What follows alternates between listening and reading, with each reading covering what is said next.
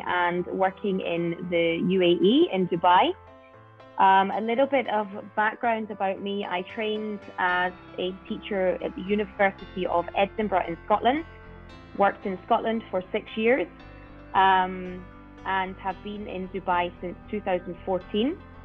I started as a grade 4 homeroom teacher in a large international private school in Dubai, and then worked on to become a curriculum coordinator, and more recently have become the head of elementary curriculum in a very large international private school in Dubai. So the first thing that I would like to ask you to do, please, is I'll put this link in the chat box. I would like you to go to Nearpod. Now, Nearpod is an online learning platform that I have been using in my school. So if you can follow the link that's currently in the chat box to Nearpod, I'm going to give you a code. Whenever I deliver professional development, I like to try and use things that I am currently using in the classroom, and that might help you to make your life a little bit easier when it comes to the current situation that we are in with distance learning and blended learning. So Nearpod is a tool that you can use whether you are face-to-face or whether you are distance learning live sessions, or you can also use it for student self-paced learning, so pre-recorded lessons. So if you could follow the link that I put in the chat, please. And then if you can see up here on the screen, there is a code. The code is A8IL6. So if you could follow that link and add the code, then you'll be part of this lesson, and this is the platform that we're going to work through today.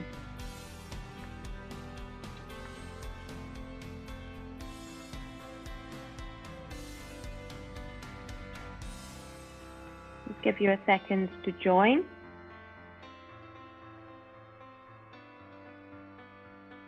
Great, I can see some people joining down here. So whenever you use this platform, you can use it through Zoom, as I am, and you can see down here in the bottom left-hand corner that you're able to see the participants that are joining. So when you're in the classroom, you can see how many of your students have joined you on Nearpod. And this is a really nice tool for increasing student engagement and to make lessons more interactive. So it takes the focus away from the teacher a little bit and puts it onto the student. So fab, I can see that 4 of you have already joined. We have 7, awesome. Just a couple more seconds and then we'll get started.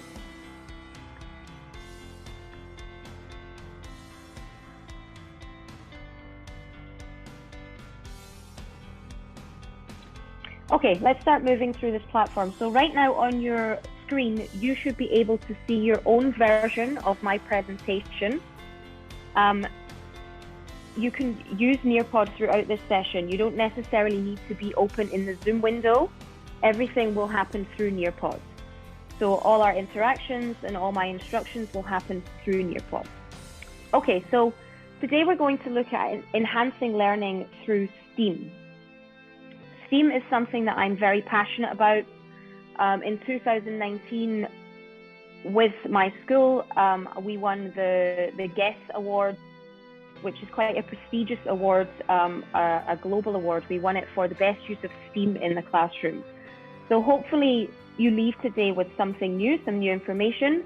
We're going to focus on how to embed STEAM into your current curriculum. And we're going to have a look at some STEAM resources that are already available in through Alpha textbooks, through the Alpha Science textbook.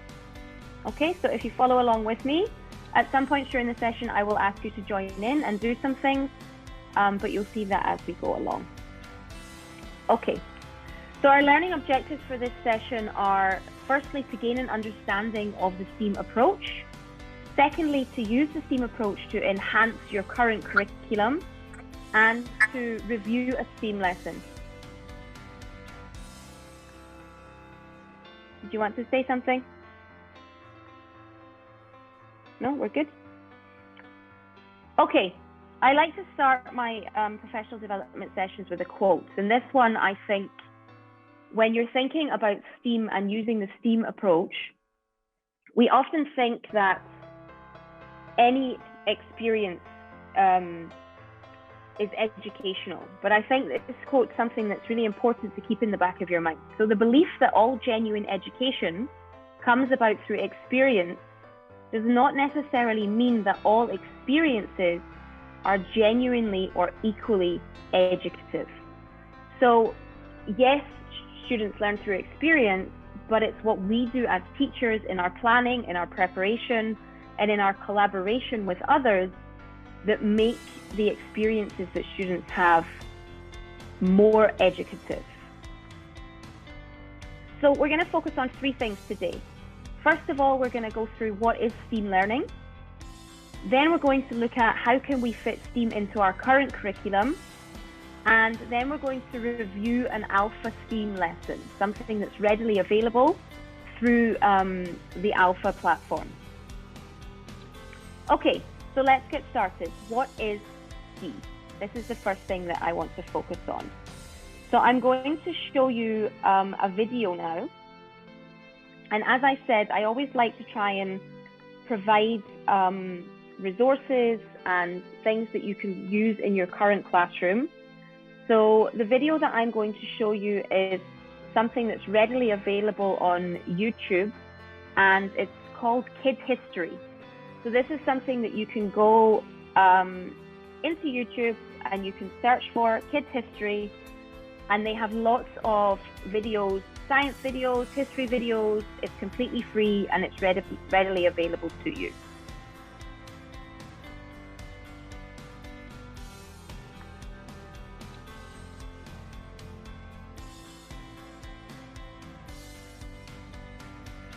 Can I just check with somebody? Can you hear the sound?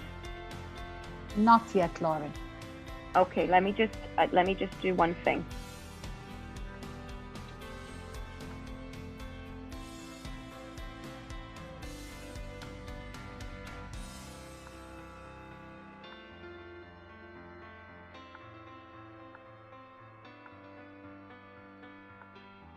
Okay, you should get the sound now. What is STEAM education?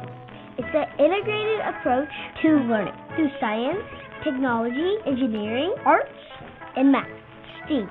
The value of STEAM education is found in the process of learning versus the mere results of learning.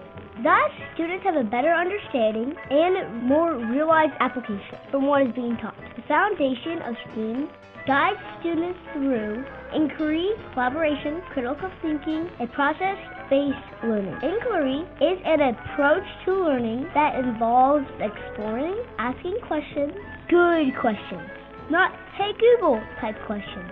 It involves making discoveries and testing those discoveries and search for new understanding. Collaboration is when two or more people work together or collaborate to achieve a goal. What's gonna work? Teamwork. Critical thinking is not about being critical, rather, it's the art of being able to analyze information objectively, ask good questions, and being able to make a reasoned judgment. Process-based learning focuses on the process of learning versus the specific target of what's being learned. It's all about the process, baby. The reason STEAM is so important is that it develops students for real life and it equips them for the global market of the 21st century. To thrive in that market, you need 21st century skills like problem solving, leadership, creativity, critical thinking, and teamwork. What's gonna work? Teamwork. So to all you students out there, thanks to STEAM, you'll be more equipped to take thoughtful risks, engage in experimental learning, persist in problem solving, embrace collaboration, and work through the creative process. I'm Broadcast Cal, and this is Kid History.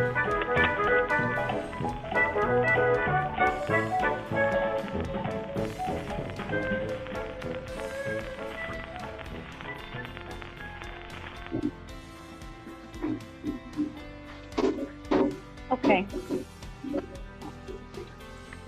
For those of you who are just joining, welcome.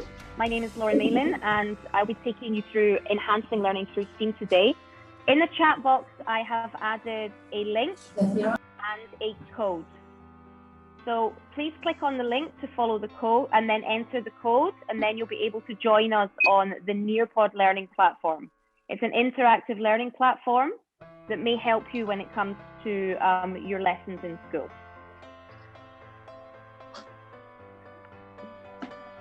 Okay, so something else that I often use in the classroom are visible thinking routines. They are great for making students' thinking more visible, just as they say.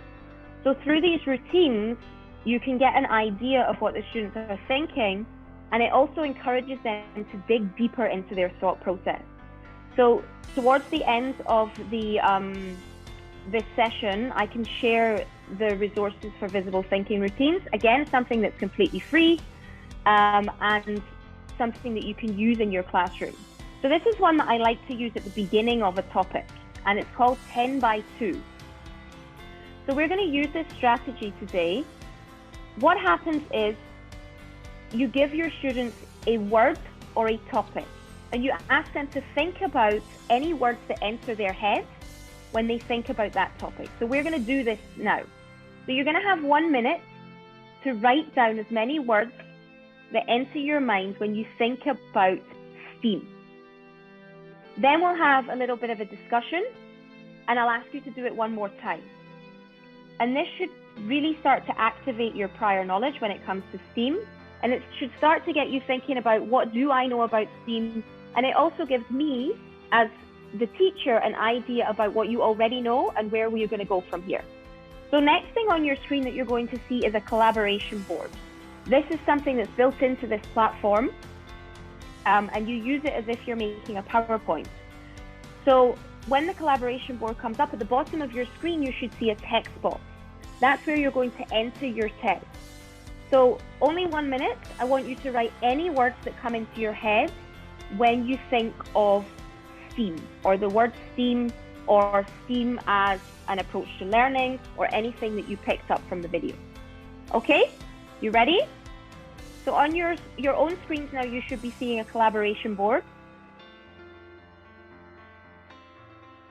And at the bottom of the screen, it says, share your thoughts or images here.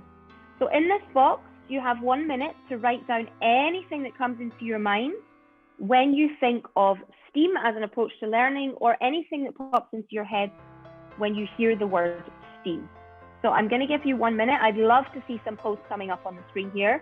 And the great thing about that is that you can see everybody else's posts at the same time. Great, thank you so much.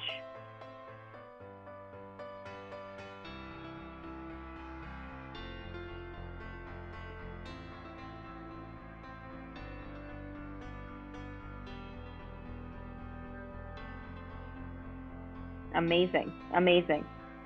Okay, so as you can see, so this is something else that's great about this platform. So I can see them popping up on my screen as a teacher, and you should also be able to see these popping up on your screen as we're working through this. So I'm seeing some great responses here.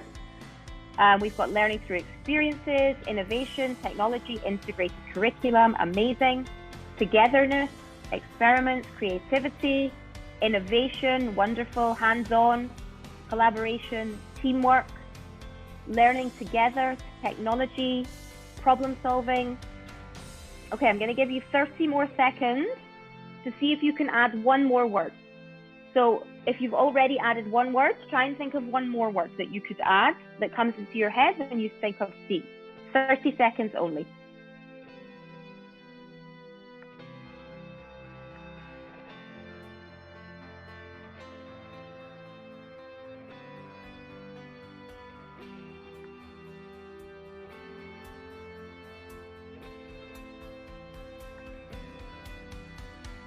Amazing, I can see so many words coming in here.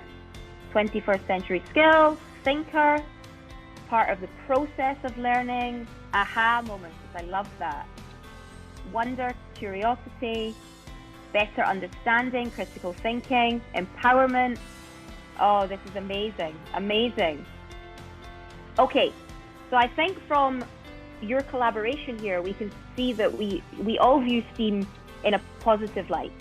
Our understanding of how to integrate it into our curriculum might be at different levels, but we all see that STEAM is something that's positive and it's something that brings students together, and it helps students to work as a team, gives them hands-on experience, and helps them to collaborate. Awesome. Thank you so much for your input. I'm just going to pop this in the chat one more time for anyone that is joining us. And we shall continue. Okay. So what I want, there's a few things, a few key takeaways that I want to make sure that you leave today with. First of all, the first thing that I want to make sure you leave with is the fact that STEAM is an approach. It's not a curriculum. It's not something that replaces everything that you already have. It's an approach that adds to whatever you're currently doing in your classroom. It's about children solving real world problems. And often when we use STEAM, we use the design process. So you can see here on the screen, this is an extract from the Alpha Science textbook. But you can see that in the Alpha Science textbooks, we have STEAM projects at the end of each chapter. But this is an application task. So through the design process, students identify a problem, they conduct their own research, they develop different solutions, often they build a prototype, they test that prototype, and then they present. So these skills are all being drawn on in one activity that draws in many standards from different curriculum areas. The great thing about STEAM is it can be used at any time when it makes sense. So yes, often for myself, when I've been teaching STEAM, I use it more often than not as an assessment activity at the end of a unit of study or at the end of a theme. But if you have a lesson in your classroom that you think makes sense for STEAM, then there's no reason why you can't use this approach. And it really does help to prepare our students for the future, for creative and critical thinking.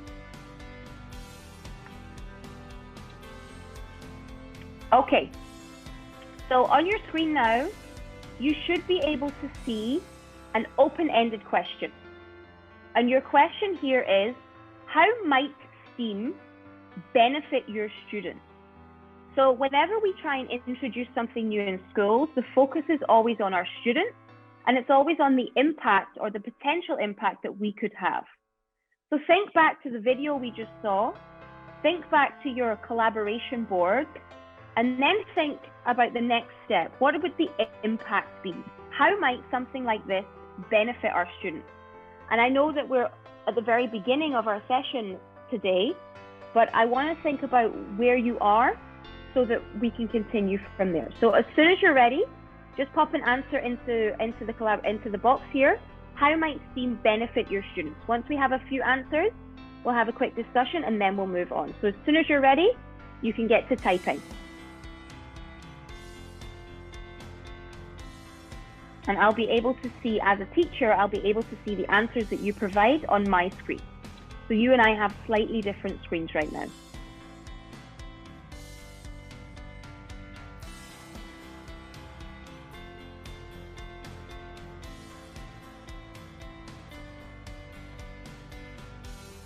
Okay, I'm seeing some answers coming in.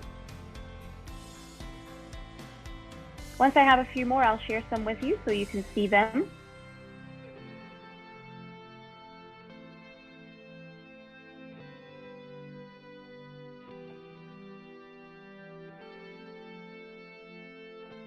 Some nice answers coming in here.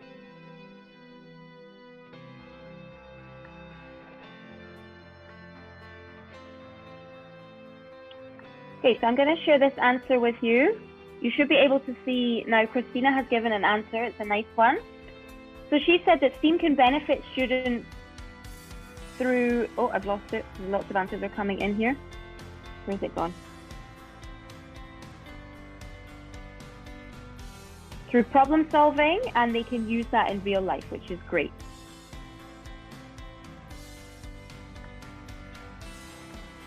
Okay, and then students will develop the foundations of critical thinking. They'll open their curiosity about the world and engage in teamwork with peers. Amazing. Thank you very much.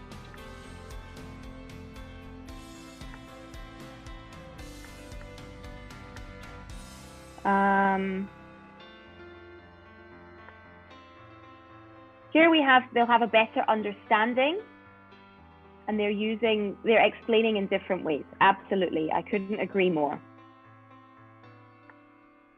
Again, a great answer. There's more interaction between teacher and students during the class, and the students are active participants. It's an active process. Brilliant.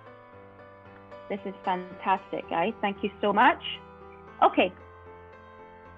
So when we think about STEAM, and many of you have already mentioned lots of these things, we're thinking about 21st century skills. As teachers, it is our job to begin to prepare our students for the future. And STEAM is a process that we use in my current school from grade 1 all the way up to grade 12. So because it's a process that can be applied to any curriculum, it can be simplified or made more complex for higher grades and simplified for the lower grades. So when we think about STEAM, we think about enhancing these 21st century skills. So creativity, communication, innovation, collaboration, critical thinking, and these are things that you've already mentioned, which is wonderful. Okay, so I've already said that STEAM does not replace your current curriculum. And it's an approach to learning, and the focus is on the process. Yes, sometimes students will come up with wonderful products. They may come up with a prototype that is amazing and blows you away. But really the focus is on the process, it's on the teamwork, it's on the collaboration, the critical thinking, and it's on the learning.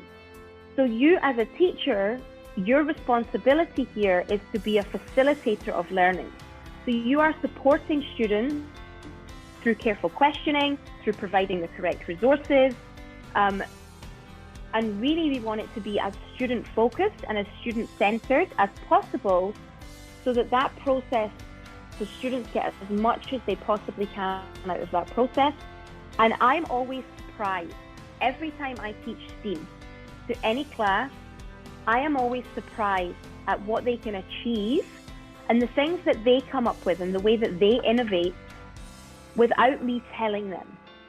So as a teacher teaching STEAM, it gives you a real opportunity to take a step back and to observe, and to listen into their conversations and the way that they collaborate, and really let them go through that process of progressive struggle.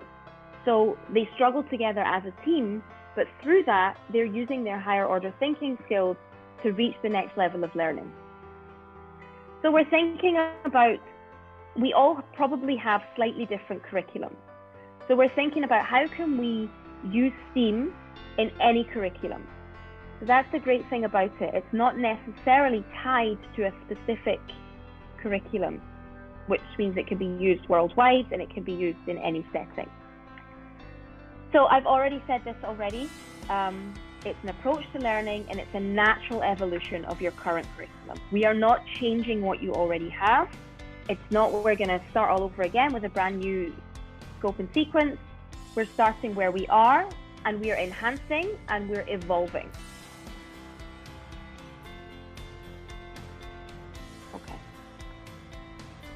Okay, so if we're going to fit STEAM into our current curriculum, there's a few steps that we can take to make sure we are successful. So the first thing that you're going to do in your teams within your school, and this is something that you can take back to your schools, is you're going to do a scope review. Now, when I say scope review, what I'm saying is you're going to look at your current curriculum, and you're going to review and try and pull out any major themes or topics. I personally always start with science because I think science naturally lends itself to themes. It's easier to theme our curriculum around science. So if you think about those major themes or topics that you teach year on year in your science curriculum, Then think about the ones that are most challenging. Now, when I say most challenging, what I mean is, are there any themes that you teach year on year and you find that the students don't really retain as much as you hoped they would? So when you come back 2 weeks later, they haven't remembered the content, or maybe it's something that you teach and they get it straight away, but you want to take them to the next level. So we want to increase the challenge in their thinking. So it's either challenging in that they find it difficult to retain, or it's challenging in that you want to add that extra level of challenge. So once you've done that, once you've looked at your current curriculum, you've identified those major themes and topics, you've highlighted the ones that you either want to increase the level of challenge or that you find children don't really retain. You're then going to create a schema map. But on a side note to this, and I've already said it, STEAM is something you can just use when it makes the most sense. So yes, it's a great tool for assessment. Yes, it's a great performance task. But if it makes sense for you to draw in aspects from other subjects, then great. Use it when it makes the most sense. So from our video, we saw that STEAM is all about science, technology, English language arts, the arts, as in drama and the visual arts, and then mathematics. So we're drawing in from various subject areas to create one activity or one task that allows students to show what they know or increases their level of thinking. So I want you to have a think about this now. This is something else that you can do through Nearpod at the simple click of a button. So on your screen right now, you will see a schema map. Now, a schema map is simply what do the children need to know about a particular topic. So if, for example, we were thinking about adaptations. Adaptations is something that spirals and comes up in many grade levels, in many science curriculums. So if we're thinking about adaptations, what do you think the students need to know? On your screens right now, it doesn't have to be adaptations, it can be anything you want. So think of something simple that you teach every single year in your science curriculum. That is going to be your topic. Around the outside of your topic, you're going to have aspects of supporting content. So for example, if I were to choose adaptations, one of my supporting contents might be physical adaptations. It might be physiological adaptations. It might be something to do with habitat. So on your screen right now, I'm just going to give you 5 minutes. I was going to put you into breakout rooms, but we only have 12 people in here, so I'm not going to do that because there's no need. So on your screens right now, if you want to have a go using the draw it slide, you can think of something that you teach year upon year, and what do the children need to know about that topic to be able to be successful. So I'm just going to give you a few minutes, and then we'll have a look at one that I made earlier to give you a solid example. Great. And the great thing again about Nearpod is I can see what's going on everybody else's screens right now. You can see my screen if you're in the Zoom chat. If you want to see Nearpod from a teacher's perspective, I'm still sharing my screen in Zoom, so you can see that. But on your own screen, you'll be able to see your own schema map, and we can all create our individual schema map.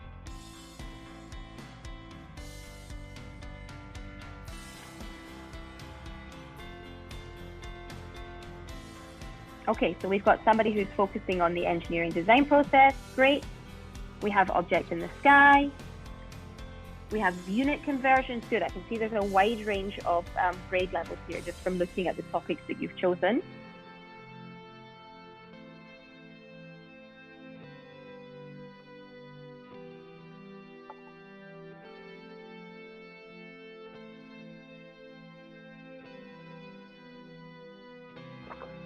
While you're working there, another good thing about this platform, now I'm not affiliated with Nearpod at all. I don't work for them. It's just something that I've used in my classroom and I found it to be really useful for increasing student participation, interaction, engagement. We found that when there wasn't something for the students to do, it became a very teacher-centered lesson, especially in an online situation. So another great thing about this is that it saves everything for you. So you can go back and look at this and review what the children did afterwards. Everything is saved. And all you need is an email address.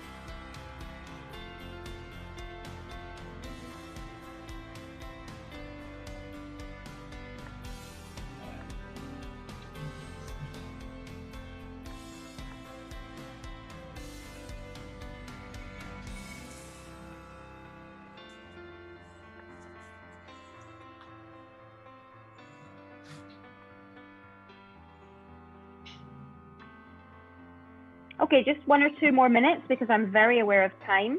Time is flying.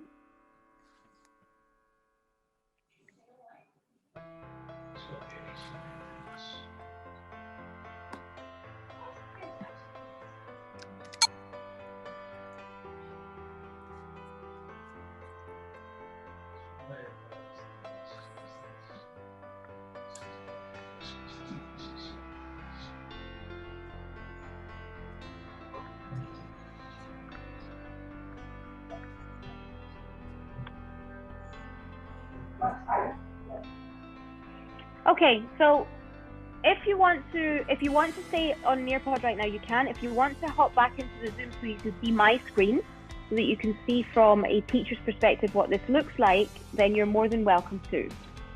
So on my screen right now, I can see all of your responses.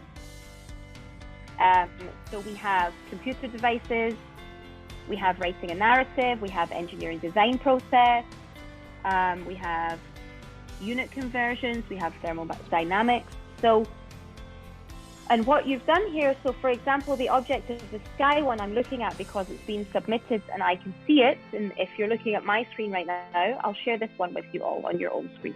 So you should all now be able to see this one on your screen. So we have objects in the sky, and what do the students need to know? They need to know about the phases of the moon. They need to know about the sun and shadows, stars and constellations, clouds, weather and climate. So this is a great example of a schema map. And this is also something that you can do with students at the beginning of a topic as a slightly different way to do something like a KWL chart where you're finding out what the students already know. So they could put the topic in the middle, and then around the outside, they could say, okay, what do I already know about this? And this is just another strategy that you can use to activate their prior knowledge, and for you as a teacher to see where the students are, what they already know, and where you can go from there. So once you've done this, and you're probably going to do this within your teams, if you have a team of teachers in your grade level, or if you're the only teacher within that grade level, you might work with teachers from other grade levels, because it's always good to collaborate and get the ideas of others. And you're going to do this with your curriculum standards beside you and with your current scope and sequence, so the current topics that you're teaching. I can see that some of you are finishing off, and I love that you're engaging with this and you're working really hard on this.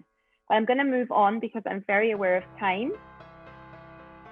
So this is one that I did earlier, just in case there was any confusion, but I actually don't really need to show you this because you all did such a phenomenal job. But if I was teaching adaptations, some of the content that I would need to cover would be structural adaptations, behavioral, physiological. I might need to touch on habitat, changed environment, and survival, movement, feeding, and protection. So once you've created your schema map, the next step is to start thinking about, okay, we have our schema map. This is a topic that either my students find challenging or that I want to further the challenge for them in. And then you're going to choose the ones that you think you could teach through STEAM. So where are the natural connections? So how can we naturally connect science, technology, English, the arts, and mathematics? Once you've decided on your topic, you're going to look at the standards that you're currently following, and you're going to bundle them together. So we create bundles of standards that work well together. So of course, anytime that we're doing a STEAM project, there's going to be an English language arts standard in there about writing. There's going to be something about reading because the students will have to do their own research. There's going to be something about, obviously about research. When you're thinking about mathematics standards, there's probably going to be something about number. There's probably going to be something about data and collecting data and graphing data. So there are many standards that we can pull on. Unfortunately, because we have a short session today, we can't dig into the standards right now. But when you get together with your teams, it's a good idea to do your schema map, to look at the topic and then think, right, what can I bundle together here to make something that makes sense to the students? And which standards can I draw on? Once you've looked at your standards, I'm going to skip this one. Once you've looked at your standards and you've listed them, you're going to bring in those other standards. And then the only thing to do after that is to write a single paragraph that connects the standards to a lesson idea. Now, this might seem a little bit confusing right now, but I'm going to take you through a lesson idea, and this should all make sense. So our first step, let's go back, is our scope review. So we're looking at what we currently teach, and we're taking the things that we find we want to add challenge or that we find students don't retain. Then we're creating our schema map. After that, you're going to insert your theme by identifying those topics and looking at the standards for that topic. Once you've done that, you're going to map out your theme project. So you're going to take your standards from your topic, from your schema map, and then you're going to look at which are the natural standards that connect, okay? And then it's always a good idea to write out a single paragraph that just connects the standards in a lesson idea. So you know, okay, your topic is adaptations or the phases of the moon or night and day or whatever it is. You know that that is your core topic, that is your theme, but while you're working through that theme, students are going to use engineering design standards, they're going to use reading standards, writing standards, they might be doing number and operations, they might be doing data, you might be able to pull some shape in there, they might be using art and design. You know, there's lots and lots of things that you can do, but obviously you need to be really honed in and focused on a particular topic or theme before you can begin drawing everything in. So this is something that when you go back to your schools and your own teams, this is something that you need to be sitting down together and looking at and doing. You need to be looking at your standards and how can you bundle them together so that they connect. Okay? Okay. Once you're at the stage where you've bundled your standards, you know what your theme is, you know the standards that you want to cover and connect, and you've written a little blurb about, okay, this is my lesson and this is what I want it to look like, almost like an overview. Then you're going to think about lesson substitution. Now, I have already said theme is not a replacement. Theme is an enhancement of your current curriculum. So it's an add-on. It's something that we do to make our curriculum better and to increase those 21st century skills that we've been talking about. So when you're ready to design your lesson, the first thing that you want to do is look at the lessons you would normally teach for this theme. So we've identified adaptations as a theme. We're looking at the lessons that we would normally teach and we're keeping those. Those are essential content. We are not getting rid of our normal science lessons that we would normally teach for adaptation. To be able to do STEAM, the students need to have that basic content knowledge. If they do not have that basic content knowledge, they will not be able to take that to the next level of application through the STEAM process. So it's really important that you keep those essential lessons. STEAM can be used in many different ways. I like to use it either to extend or challenge thinking. Sometimes I will use it as review so that they're drawing on that knowledge that they already have in an application scenario. And I often use it for assessment. So we call a STEAM assessment, we call it an authentic performance task. And the reason we call it an authentic performance task is because it's something that is originally designed and it draws on various standards across the curriculum. Now, I'm not sure about the setup in your current school, but in my current school, we teach in blocks. So we have a 6-week block. So we have 5 weeks of instruction.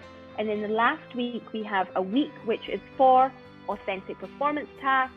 It's for students to show what they know, to review. So it's like a buffer week. So we design our authentic performance tasks based on the lesson content from over the course of those weeks. And then we expect students to draw on all those things, taking their thinking to the next level to show what they know.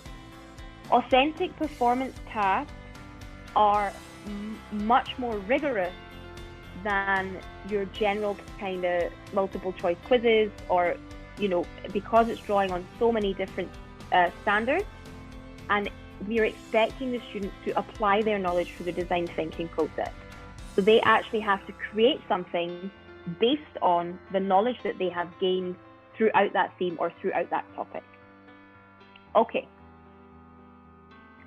So I already said to you that Alpha publishers, obviously they have their science textbooks.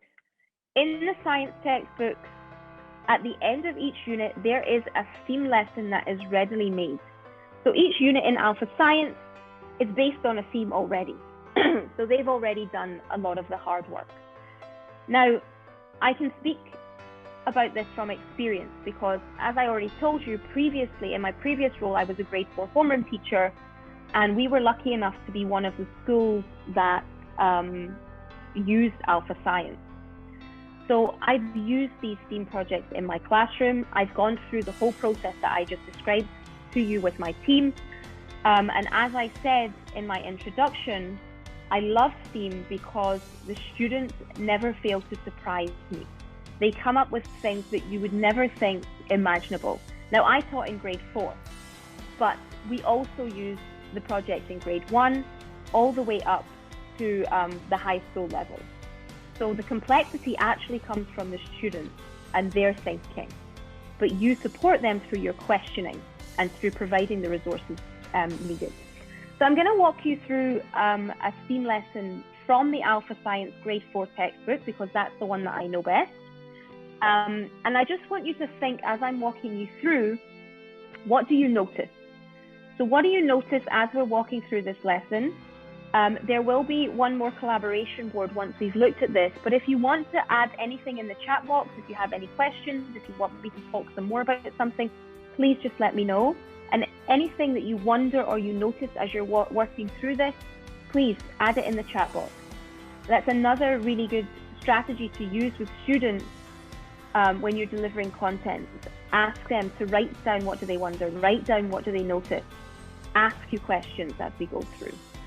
Okay, so this is the organizational structure. Now, these are snapshots straight from the Alpha Science grade 4 textbook. So when you teach STEAM, you're thinking about before, during, and after, just as you would, for example, if you were teaching a reading lesson, a comprehension lesson. So before reading, during reading, and after reading.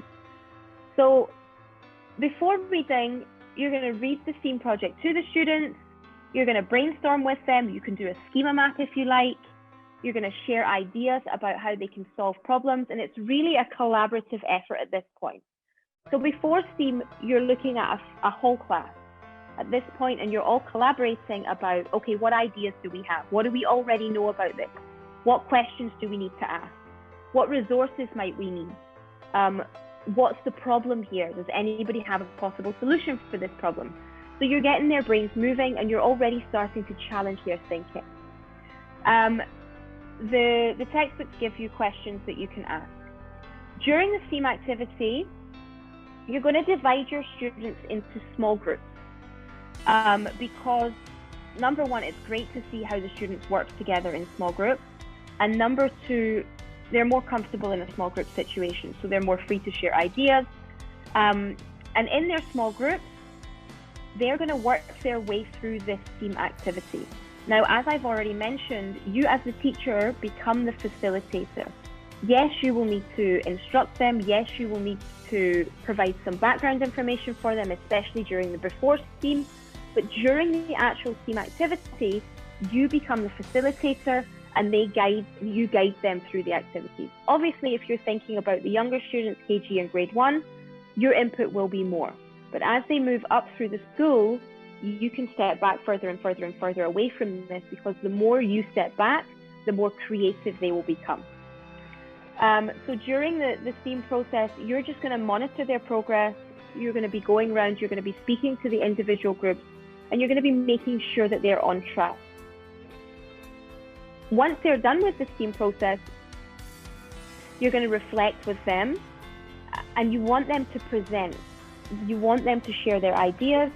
You want them to present their ideas, and you want them to argue for them. You want them to defend their ideas, because again, that takes their critical thinking up to the next level. And you also want them to ask good questions of their peers.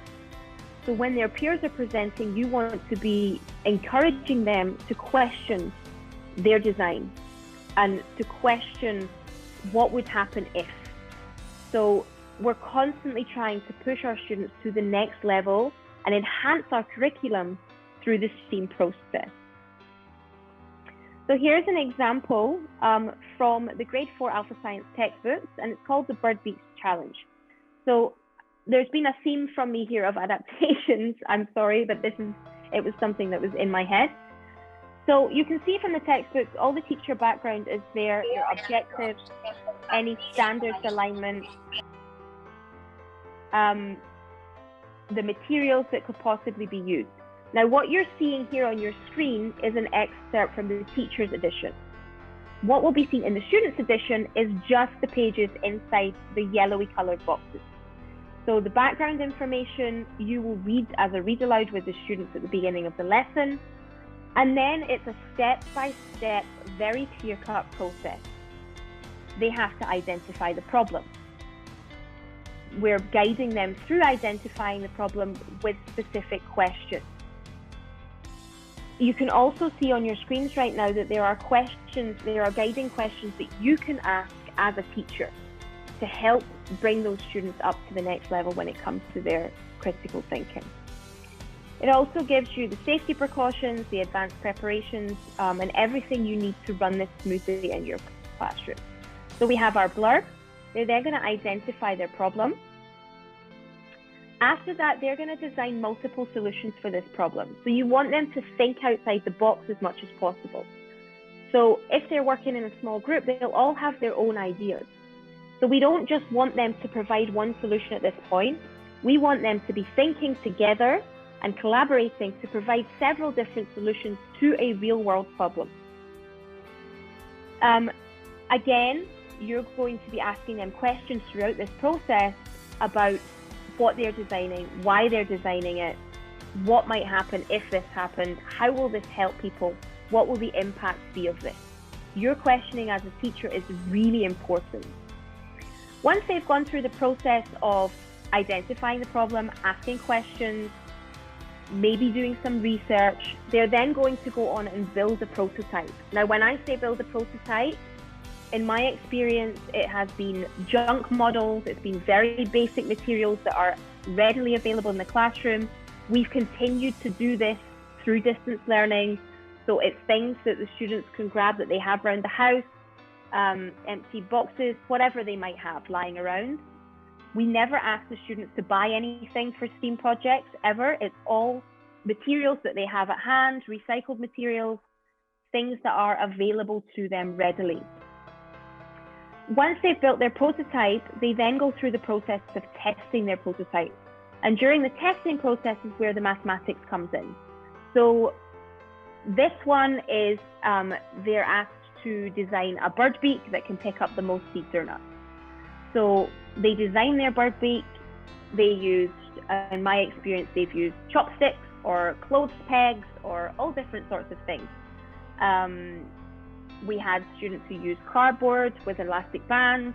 So then they're going to test it. And they track the number of seeds that are picked up on each attempt. And then there's the math involved about the total number of seeds and so on and so forth. Again, we are guiding them through questioning throughout this whole process. So they've identified a problem, they've done some research, they've collaborated with their peers to design possible solutions, they've built a prototype, they've tested their prototype, they've done the math involved. Then, once they've done the math, they're going to think about, okay, how did it go?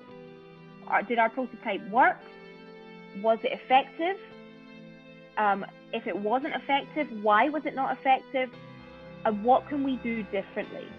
So at this point, they're reflecting on their practice. And you can see from what's on your screen right now, there's some writing involved here. So the students are asked to engage in reflective writing about how did it go? And then once they've improved their prototype, you may want to go through the process of retesting it with them.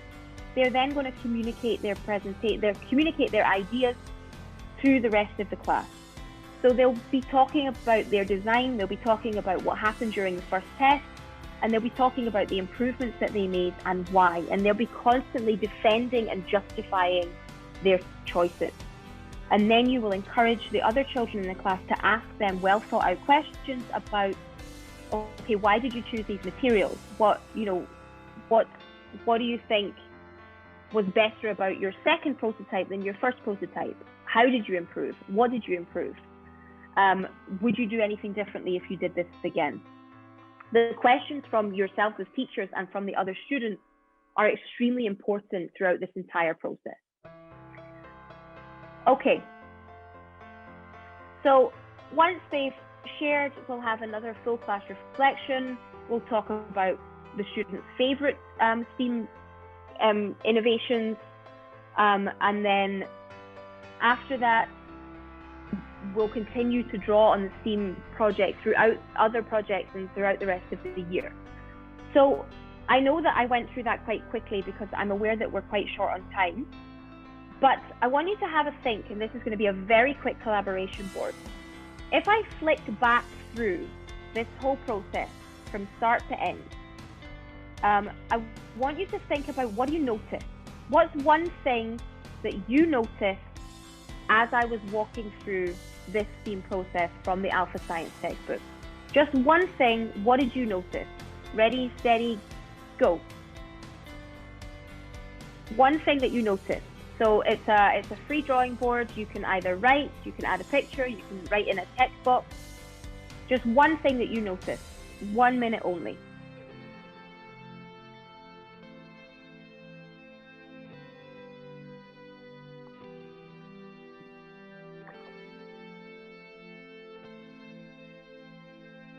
Okay, I can see some people are working away there. Great stuff. Thank you so much.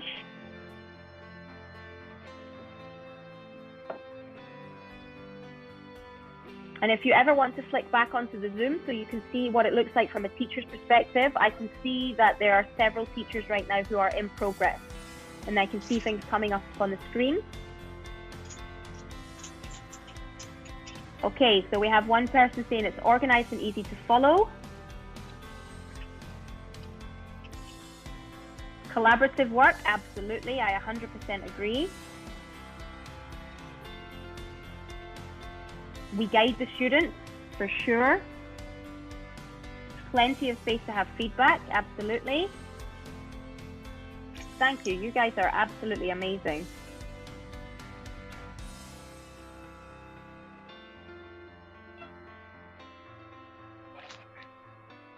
Okay, just maybe 30 more seconds. I know not all of you have managed to type. We guide the students instead of just, sorry, I've lost it now. We guide the students instead of just explaining everything. There's free space for error. Free space for error. Yeah, that's a really good point actually, and it's something that I should have said before now. It is so important because the focus is on the process. It is so important that the students make their own mistakes. And then I talked a little bit earlier about that progressive struggle. So yes, sometimes it might be hard for them, but the level of thinking that's involved when something gets difficult and you make mistakes and you have to solve the problems involved in those mistakes just takes their thinking up to the next level. Thank you very much for that. And there's a nice one here, spark their curiosity by stepping back. Lovely.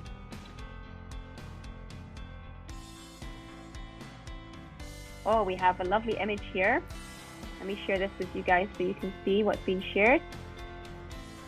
So this is a great image because you can see there are so many things going on here. And I haven't been able to touch on nearly all of the things that go on when you engage in a team process, but hopefully I've given you some insight into what is possible. Okay, it's almost time to finish. However,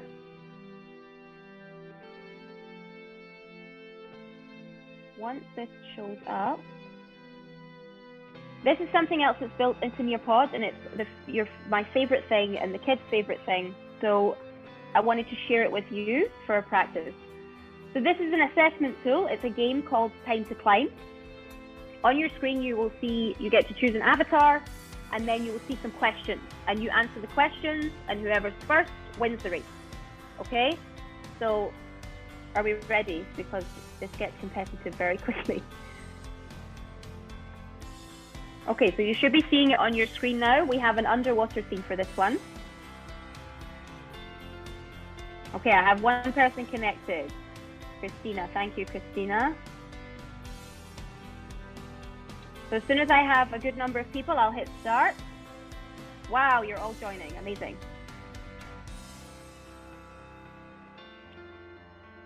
Okay, we have 6. 10 seconds, and then I'll start it. 7. Love these avatars, guys, amazing. 8. Any more? Just in the nick of time. Okay, we have 10 players.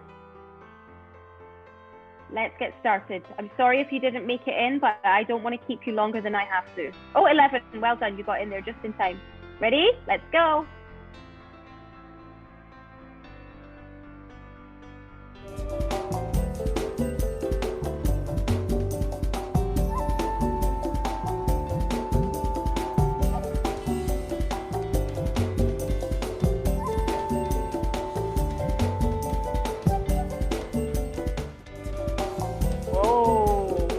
Here we go.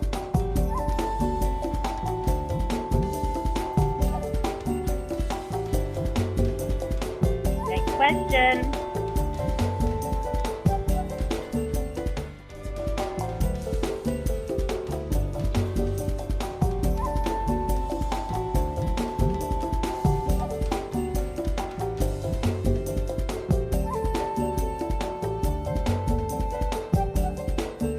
Anna is in the lead.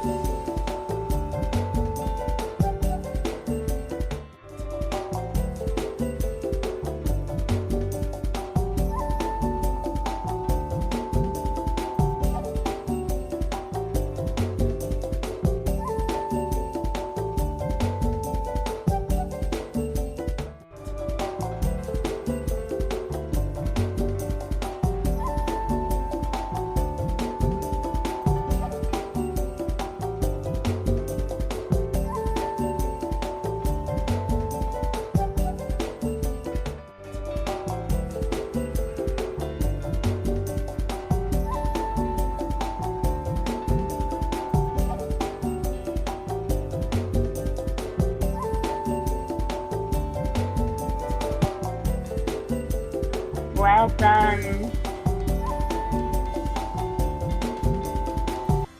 Great job. Well done, everybody. So that's just another example of a way that you can increase engagement and interaction within your classroom.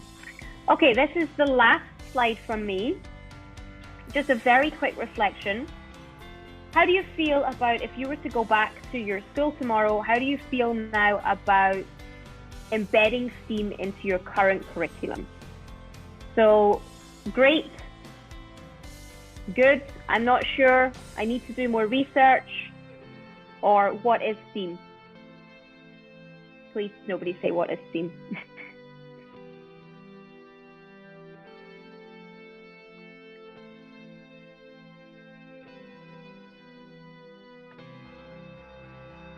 You should be able to see the poll here on your screens now.